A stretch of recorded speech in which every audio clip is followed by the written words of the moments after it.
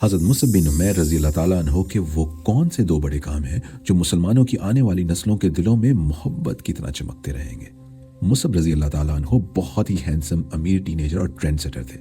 ان کے perfume, clothing, جوتے دور دور تک فیشن آئیکونز کی طرح فالو کیے جاتے تھے، لیکن نبی صلی اللہ علیہ وسلم کی ایک ملاقات نے ان کے دل میں ایمان کی روشنی بھر دی۔ اب عرب کے اس ٹرینڈ سیٹر کے ایمان لانے پر بہت کچھ ہل گیا۔ ان کو قید کر کے ظلم کیا گیا اور ان کی ساری دولت ان سے چھن گئی، لیکن وہ نہ پلٹے۔ ان کا قرآن کو سیکھنے کا شوق، تلاوت کی خوبصورتی اور ایمان کی گہرائی کو دیکھتے ہوئے نبی صلی اللہ علیہ وسلم نے انہیں یثرب جا کر اسلام کی دعوت دینے کی ذمہ داری سونپی۔ جب تبلیغ کا کام شروع کیا تو وہاں کے ایک سردار کے بیٹے نے نیزہ پکڑ کر ان کی طرف دوڑنا شروع کیا اور چلایا، یہاں کے نوجوانوں کو گمراہ کرنا بند کرو اور یہاں سے چلے جاؤ۔ یہاں پہ مصعب رضی اللہ تعالیٰ عنہ کے ایمان پر کانفیڈنس نے کہا، آپ چند لمحے یہاں ہمارے ساتھ بیٹھیے اور اگر آپ کو لگے کہ یہاں کوئی گمراہی کی بات ہو رہی ہے تو میں وعدہ کرتا ہوں کہ میں یہاں سے چلا جاؤں گا اور پھر کبھی لوٹ کر واپس نہیں آؤں گا۔ مصعب رضی اللہ تعالیٰ عنہ نے قرآن کی خوبصورت تلاوت شروع کی تو وہاں بیٹھا ہر انسان اشک بار ہو گیا اور ایمان لے آیا۔ پھر ایک کے بعد ایک سردار اور قبیلے ایمان لاتے گئے،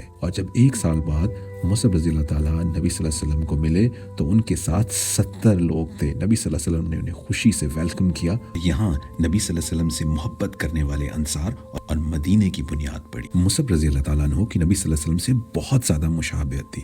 احد کے میدان میں جب کفار نبی صلی اللہ علیہ وسلم کی جان لینے کے لیے انہیں تلاش کر رہے تھے تو اس مشابہت کا فائدہ اٹھاتے ہوئے نبی صلی اللہ علیہ وسلم کی جان بچانے کے لیے اپنی جان کا نذرانہ پیش کیا۔ پھر ان کا ایک ہاتھ شہید کیا گیا جس میں انہوں نے جھنڈا پکڑا ہوا تھا، انہوں نے جھنڈا دوسرے ہاتھ میں پکڑ لیا، پھر ان کا دوسرا ہاتھ بھی شہید کر دیا گیا اور انہوں نے وہ جھنڈا اپنے سینے سے لگا لیا اور آخر میں شہادت کا جام نوش کیا۔